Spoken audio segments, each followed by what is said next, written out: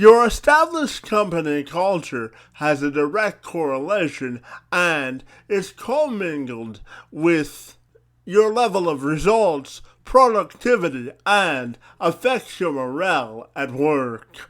No one knows this better than Keith Wilson. He's an organizational development consultant for Strong's Gear in Cincinnati, Ohio. He helps organizations and companies discover new levels of breakthrough through trust and collaboration. He believes that work should be fun, productive, and meaningful. He joined me this week to tell me more and how we can all keep our spirits up during our time at our 9 to 5. I'm Kevin McShann. Let's have this conversation.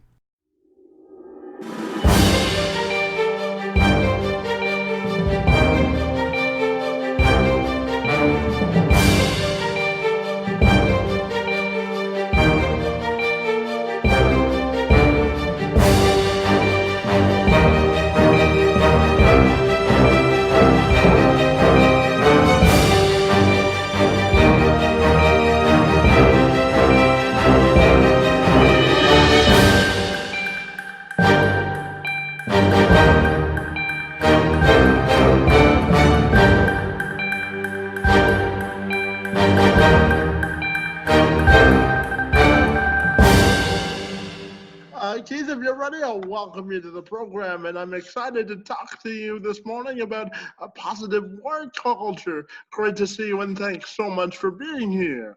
You're quite welcome. I'm very glad to be here. Thank you for having me. Now, could you help corporations with discovering their breakthrough? You believe in positive work culture, and you believe that Yeah. each organization should be valued in trust, having fun, and being meaningful and productive. So I'm wondering if I can start you off by asking you how you arrived at this philosophy and mantra. Yeah, that's a great question. I would say that I was a part of really bad teams at times, and I've been a part of several really great teams. And I think the last thing that happened for me was I was on a team, man, probably 15 years ago, and it was an okay team for about 5 years, and then it kind of changed over time, and I was part of a team that I guess merged the culture and helped it grow into something a lot more enjoyable, and where people were a lot more excited to get out of bed and come into work in the morning. And what happened about 5 years later, it was the best team I'd been a part of. And then it eroded back to not being a great team where trust wasn't present. People weren't enjoying themselves, and it kind of imploded. And I lost a lot of friends from that, lost some good, yeah, just family friends as well. And afterwards, kind of looking at what happened, thinking, what on earth occurred here? This was a terrible kind of, it was a great thing that became a not great thing kind of overnight, it felt like. And actually a friend of mine kind of said, if your life was a movie right now, what would you do differently? And that caused me to think very differently about that time. And I ended up leaving that job. And I decided, hey, if I were the hero of some great story, I would make sure that people don't experience this ever again. I'd been through that a few times where things were great and then they didn't be, and they went bad and then became good. And I guess seeing it go from bad to good to bad, I realized there are things that we can do that aren't that complicated to make it much better. And I've just dedicated my life since then to helping people create the kind of environment where people want to work and are excited to come to work every day and enjoy working together and feel challenged. That doesn't mean we're not pushed really hard. We are. We're bringing meaning to our lives when we do that. So. Fantastic. And uh, for me, a part of developing a positive work culture begins with infusing people with disabilities into the workforce at large. And I'm not sure if you knew this, but October was National Disability Employment Awareness Month. So I'm just curious to know your thoughts on how people with disabilities can contribute to the positive morale and productivity of a workforce? Hmm. That's a really strong question, Kevin. One I'm a little scary to answer, right? Because that's there are always people who are can be marginalized or dismissed, and I think that certainly can happen to people with disabilities, in my experience. And I would say they um, can contribute as well and more so than so many of the rest of us. I guess I would say that my mother was a speech pathologist for her career. Um, and as a kid, she worked in a school for people with developmental disabilities. At least that's what it was called at the time. And I was exposed to that working environment in a way. And I remember being pretty young. I think I was probably 6 when she started to work there. And it was really scary and intimidating to me to come into a school of people who felt different to me. And I was afraid I might hurt somebody, or something. And so I grew up around that more so, and realized how much my mother loved and appreciated people from everywhere, in all walks of life. And so was kind of exposed early on to people with disabilities, and got to see how much they impacted her. And really, it was in my first real job out of college that I kind of jumped forward there from childhood. But we had a janitor who kind of came at night, and he was on the autism spectrum, and people kind of just ignored him to a large degree. He was somebody who'd been there for a long time, and I remember early on getting a warning from my boss, hey, he'll read your mail, he'll dig through the trash and see things. So, be careful what you kind of put out there, because Donnie comes at night. And people kind of were maybe a little bothered by him to some degree. And what ended up happening is, a friend of mine at work, we were going to lunch one day, and he said, hey, let's invite Donnie. And I said, okay. So we invite Donnie, and he came along. And over the course of the next 2 years, we got to be really good friends with him. He was somebody who didn't like to change. And he actually had really opposed some of the changes we were trying to bring into this. It was a nonprofit at the time. And what was interesting was the friendship we built with him. He ended up coming to our kids' birthday parties, and going out to dinner with us for on anniversaries and things with my wife and I and our family. And we built an incredible relationship with him. And he reminded me, he was a better friend to me than I had been to anybody, I think. And it definitely changed my perspective, because what happened over time was his buy-in to what we were doing grew pretty significantly because of the relationship we had. And he became our greatest ally and advocate for what we were doing in that organization and that community. And it, when people started to see his enthusiasm for it, it became really contagious. I'd tried to get things moving hard for a long time, but when he got on board, it changed the way people thought about things. And he still, that was 15, 20 years ago. Wow. He still calls me on the anniversary of our time leaving, and calls my oldest daughter around her birthday. And he has changed the way that I see the world to a large degree. And he was a coworker. So yeah, I think people with disabilities have an opportunity to remind everybody the power of the diversity of us all. And the perspective can certainly shift when we see one another, regardless of the background or who we are, or what group of people, what box we fit into, that we're all human beings of value. And, if an organizational chart it works like this, right? There's somebody at the top, and then there's all these lines to other people. And I think we feel like that should be how human beings are valued. But I like to say this is a good illustration of communication and decision making. But when it comes to how human beings are valued, the paper works like that. It's flat. Nobody has any more value than anybody else. So regardless of what group we ask about, I feel like that's true.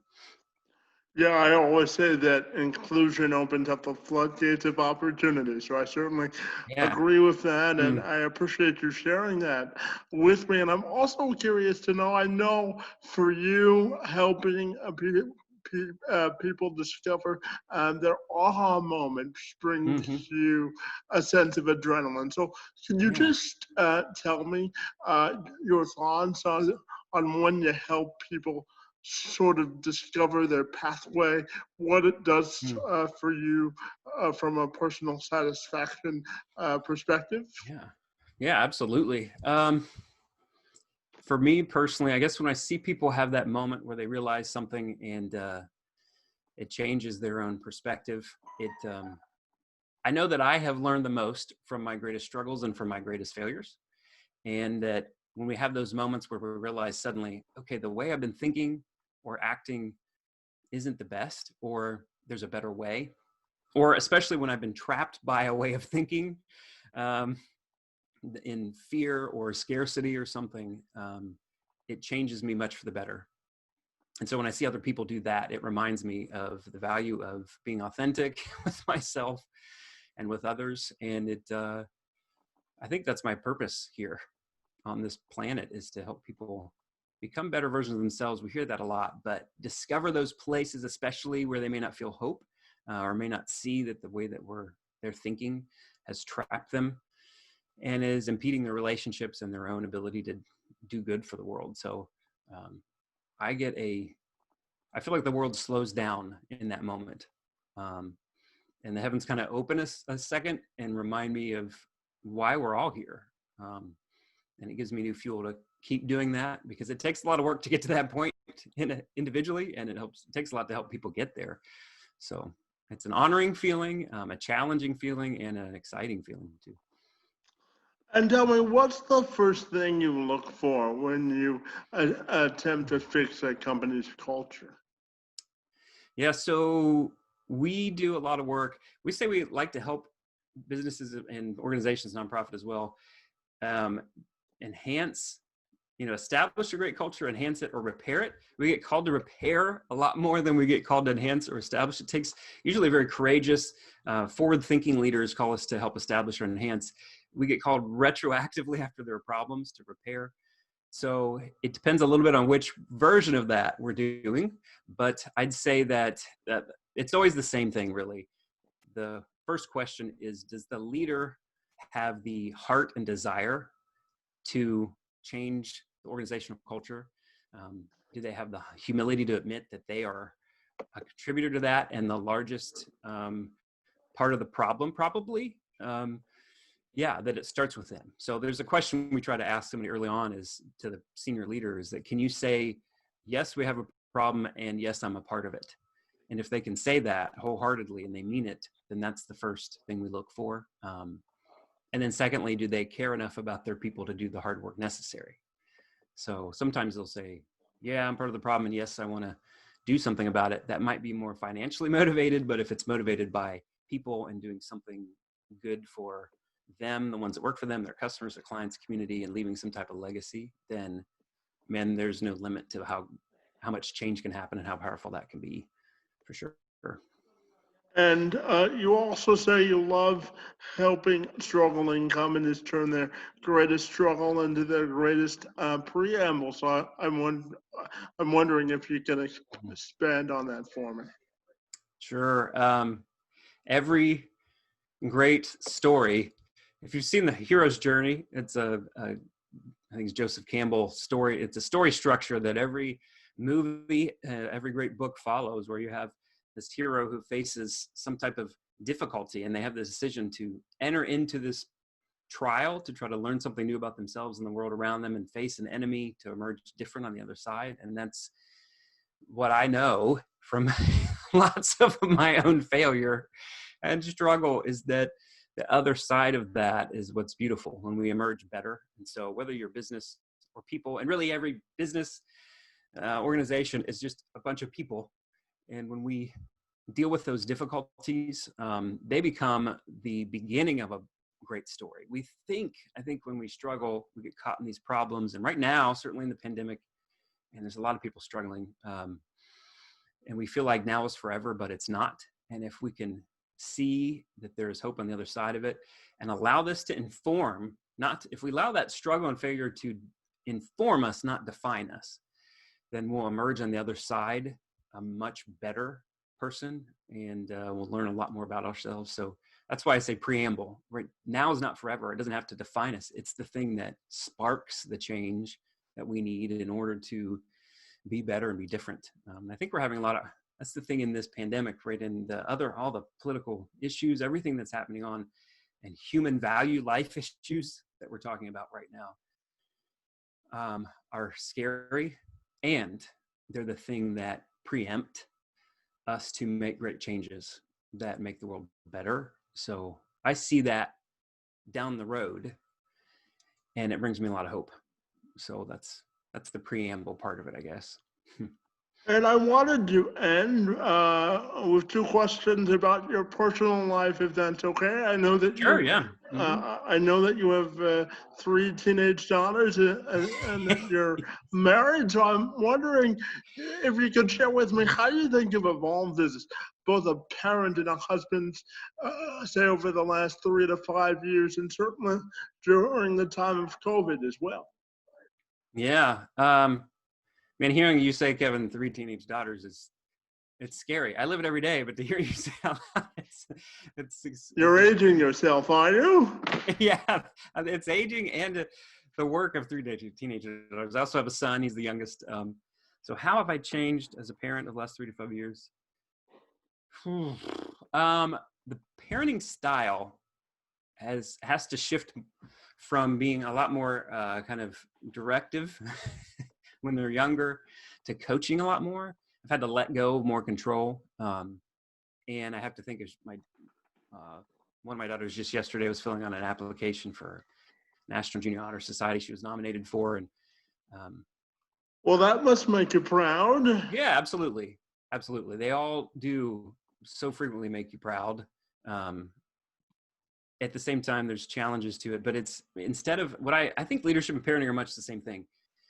When I realized a number of years ago that these people have to leave my home at some point, and the more they need me, the less they're going to be healthy, contributing members of society. So I have to help. Leadership isn't teaching people what to do, it's training them how to think. I want to reproduce in them values that I have. I want to reproduce in them mindsets I have. That doesn't mean they do things the same way I will. Matter of fact, they shouldn't, because their context and the community and culture are going to change around us. So if I can train them how to think, that's the best win. So asking them instead of saying, hey, you probably need to change the way this sentence reads or whatever, to say, so who in your life exhibits honor? What's in a model of that? It always helps me when I'm writing an essay about something to think, who exhibits that? And then what are the characteristics of that person? What does that look like to you? And then as they talk that out, they're getting bullet points to put into this essay that she's writing, and so instead of me saying, do this, do this, do this, it's asking questions that prompt their way of thinking about something. And then it's still theirs. It's more theirs than mine, but it maybe follows some type of pattern I found to be helpful. So yeah, coaching them more than telling them what to do. And in the transition, I think the last several years of owning and running my own business, from being employed to running my own business, now working for Scroggins Greer, there's a lot more kind of pressure that comes down as you own a business. My wife started a business in that time too, so I haven't been as present with them as I would like to be. So I think my attention has been pulled from them more so. So in a bad way, while I'm coaching more, like my presence hasn't been as available to them, and I've been less patient maybe in that time. So it's changed in that way. I've had to slow myself down to be a better parent. So, and there was a second part of the question. I forget it now. Yeah, I just about parenting during the pandemic. What have you learned about yourself? Wow. Parenting during the pandemic, it has forced me to slow down and try to see them for who they are more, and to find ways to appreciate them when the world. I struggle with, I don't know if you know the Enneagram. I'm a 3 on the Enneagram, and that means I'm kind of a doer, a performer, or a go, and I can concern myself with what other people think of me. So that's one of my struggles. And so my kids performing well is something that can be something I pay attention to. And when they do well or get an honor or perform well, then that makes me feel good. But in this pandemic, there's a whole lot less opportunity for that. So I've found myself learning how to pay closer attention to who they are when nobody's looking, and be pleased with that, to find joy in it, and to celebrate it when I see it. So I think it's given me an opportunity to see the value they bring apart from what I think it means to me, but just what it is to them and to the world in the future. So it's given me more pause, I suppose. Help me And recalibrate, yeah, I'm also curious to know what would you want your life legacy to be once your time on Earth is over? Hmm. I think my kids are my legacy more than anything. They have greater opportunity to do great things than I do. Each one of them has a better platform probably already than I do with social media and that kind of thing. They'll have resources at their disposal that I won't. So what they That's do is a certainly great changed the legacy. world, hasn't it? Social Yeah, media. absolutely. Right. Before you had to have a name and a megaphone. Now everybody does in their pocket. So, but I think I'd want people to say at my funeral that I was somebody who saw them for who they could be, and who they are, that was better than they saw, and challenge them to be better. And even if it's just a couple hundred people there, if they all feel like I contributed to their way in their life in some way that brought meaning and helped them be better, and more holy themselves, then it wouldn't have to be thousands of people. Just a few hundred who had a meaningful relationship would be a tremendous legacy for me. I don't have to have my name on the side of a building or something, but to know that I was a meaningful impact would be, to hear those stories told would be a tremendous thing for me. So, And I know I see the attire we've got in the background there, and I yeah. know that in your former life you were a bit of a singer and you're an avid carpenter. So I'm wondering why that brings you so much satisfaction, and what else do you like to do for fun? Hmm.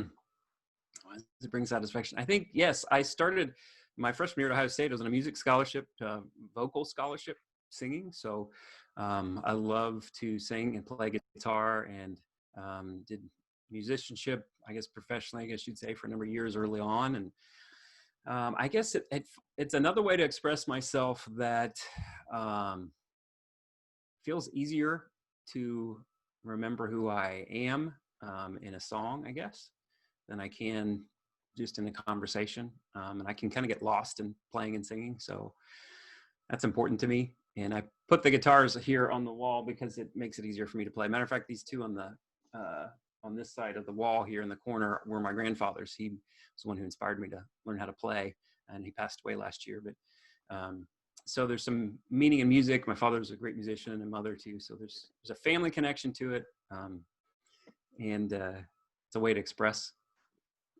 as well. But carpentry is something that I love to build. I do like to, I think it's similar to the culture work. I like to rebuild stuff. I like to take something that was, old and refinish it, rehab it to make it something beautiful again. And I love that process.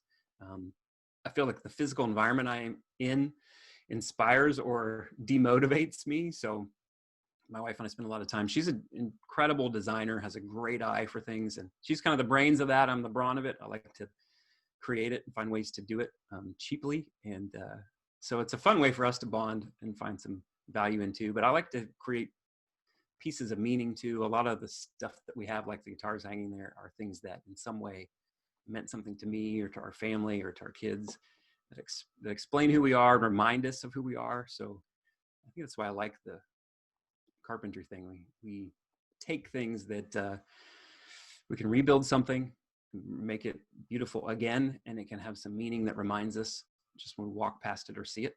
So yeah. And it's physical. The work of working with people, culture and strategy and aligning teams is it can be daunting, and it can be hard to see progress at times. So that carpentry is one where I can go spend some time working on something, and at the end of the time or day go, hey, I built that, I rebuilt that, I made that, and it's It's physical your in instant, there. it's your instant gratification coffee, isn't it? Yes, yes, Yes, it is. I'm sure you understand that. Your podcast working with so many people individually, it might not be easy to see progress, but there I can. So it's therapy. Hey, Keith, I want to thank you for letting me into the great city of Cincinnati today to have a Yeah. discussion about work culture, music, and your personal legacy. Really enjoyed our conversation, and I want to thank you for being here this morning. It's most Yeah. appreciated. Thank you very much. Yeah. Thank you for being a microphone for the world to hear from good people and to encourage them to think differently about themselves and what they do. So I appreciate that very much. Well, thanks for the compliment, and have a great Mm-hmm. weekend, and thanks for your time, okay? Thank you, Kevin. You too. Fantastic, Keith. We're done. That was